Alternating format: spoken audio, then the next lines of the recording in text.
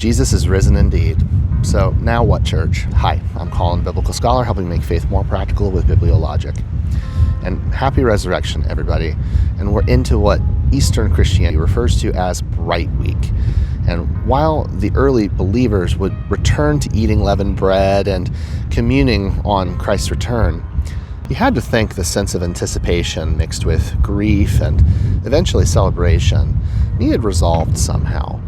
Where did these early disciples land after all that took place, the death, the betrayal, and eventual raising of Jesus? Well, as Jesus began appearing and showing up, he made it clear for anybody still in doubt, I'm looking at you, Thomas, what he had accomplished. And then he shifted to putting the onus on us.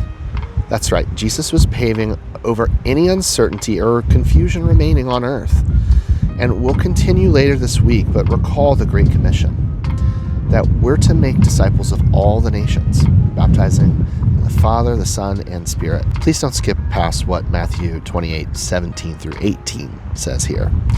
Even as Jesus is telling them they have all authority in heaven and on earth, there are still some in doubt. It can be so hard for God to convince us we're worthy of his call at all, meaning called, prepared, sent to serve his kingdom, and that some people never even get out of the gates because they don't feel like they are. But remember the end of Matthew 28, in that baptism and in teaching everything Christ taught us, he will stay with us.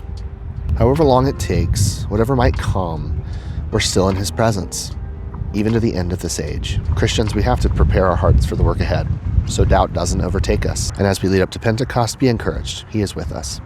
So stay tuned for more.